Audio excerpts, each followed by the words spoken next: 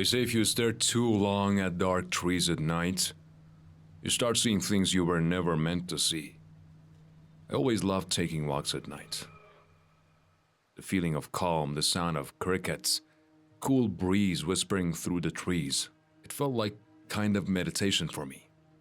But that night, Pine Hollow Campground showed me that nature isn't always kind. My name is Emily Carter. I'm 23 years old from Seattle. That weekend, a few friends, Jake, Lisa, and Mike, and I decided to go camping. Jake had found this spot in Oregon, an old remote campground surrounded by nothing but trees and silence. The first thing that caught my eye when we arrived was a light mist crawling over the ground, like a thin blanket trying to hide something. After we pitched our tents and built a fire, I decided to take a walk. It was around 10:30 p.m. My friends were busy roasting marshmallows and none of them felt like moving. I turned on the flashlight on my phone and said, "Don't worry guys, I'll be right back." Lisa half-jokingly called out, "Watch out for werewolves." I smiled and disappeared into the forest. The first few minutes were peaceful. The ground beneath my feet was damp and every step made a soft crunch. The air was cool, filled with the smell of wet earth. I held the phone out in front of me, its weak yellow light only illuminating a few feet ahead. After about 10 minutes of walking, I decided to head back. That's when I saw something strange. Between the trees ahead, a faint white light flickered, like a trembling flashlight. "Jake?" I called. No response. I looked again. The light seemed to shake unnaturally, as if whoever was holding it was trembling. Then it disappeared. I froze where I stood. Maybe it was just one of my friends playing a prank. I forced a nervous smile and said aloud, "Very funny, guys." But again, no answer. I started walking back toward the camp. After a few steps, I heard a rustle behind me. I whipped around with my phone, but saw nothing but trees and mist. I took a deep breath, probably just a small animal. I had to stay calm. A few more steps forward, and another flash of white light, this time to my right. Quick, like a flicker. I stopped, listened. Soft footsteps. A twig snapping. Someone was there. I was sure of it. "Jake, this joke is getting old," I shouted. Still no answer. Just silence, and then a faint laugh. A soft, cold chuckle drifting through the trees. My heart pounded in my chest. I gripped my phone tighter. I spun around. No light, just darkness. I had to run. I started running, not even sure if I was heading the right way. The light from my phone wobbled with every shaky step. With every heartbeat, I felt like someone was behind me. I turned back for a split second. Among the trees, something white or someone dressed in white. No, just mist, just my imagination. Panting, I stopped. I looked around. No sign of camp. No flickering firelights, no distant laughter. Damn it. I was lost. And just then, I saw it again. That light. This time, closer. And then another behind a tree to my left. Lights appearing, vanishing one after another, as if they were blocking my way. I heard a whisper. Not clear, more like breathing. So close it felt like it brushed my ear. I shivered. "Come with us," the voice whispered. I spun around, no one there. Running wouldn't help anymore. I just had to find my way back. I remember Jake saying before we arrived, "The camp's west of the river." I stretched out my hand, feeling the direction of the breeze. A cold current of air blew steadily from one direction.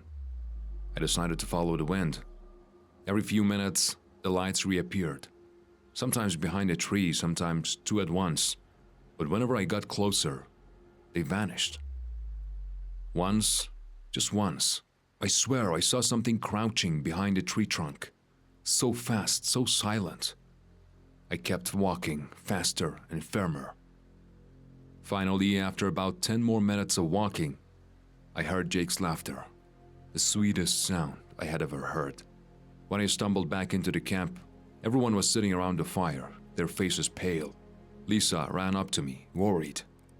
"Where were you? Why did you take so long?" Still gasping, I said, "The flashlights. You guys came after me, right?" Jake, Mike, and Lisa exchanged confused looks. Then Jake said softly, "We never left the camp. None of us even brought a flashlight." I felt the ground sway under me. My heart hammered against my ribs. I sat down silently beside the tent. I didn't sleep at all that night. My eyes fixed on the tent's zipper, and right then, from the small gap in the half-closed zipper, I saw them. The white, trembling lights, moving quietly among the dark trees, deep in the heart of the night. I'd be grateful if you could like the video before I continue the story. There was always something about the forest at night that tempted me. The pure silence, the smell of damp earth, the feeling of being cut off from the human world. All my life, I dream of spending one night alone in a real forest. No one else, no phones, no distractions. When I found Blackwood Forest, I knew it was time. One night, just me in the woods. On the first Friday of September, I packed my backpack with camping gear and hit the road. The forest was remote, abandoned. The last person I saw was the old campground ranger, who looked at me with wary eyes and said, "You're planning to stay here overnight?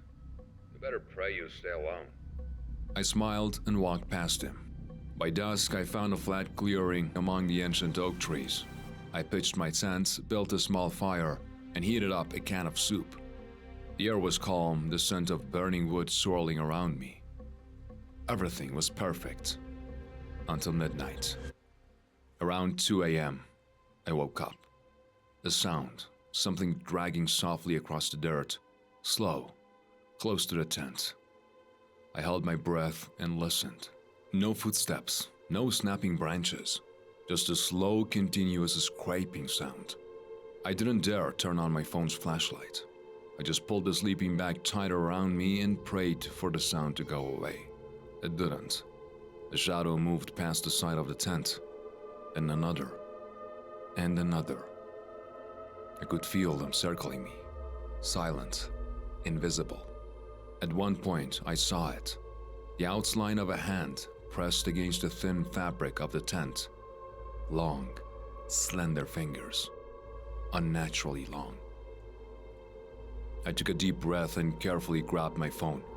I turned on the screen. 2:47 a.m. Suddenly, the dragging sound grew louder, rougher, like something was brushing against the tent itself. The zipper shifted downward. My heart hammered against my chest. I slowly, trembling, pulled the zipper back up. The noises stopped completely. Only silence remained.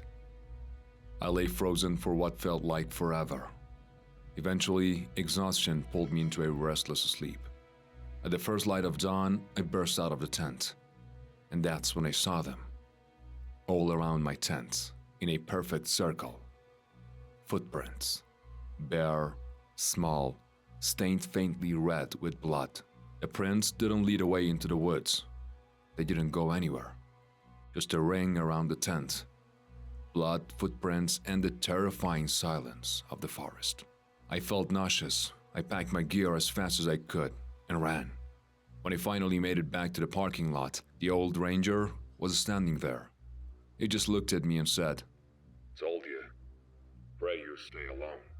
Since that night, I've never been able to sleep in pure silence again. Because sometimes, on the very quietest nights, I still hear it. The soft, dragging sound across the dirt. And I'm too afraid to open my eyes.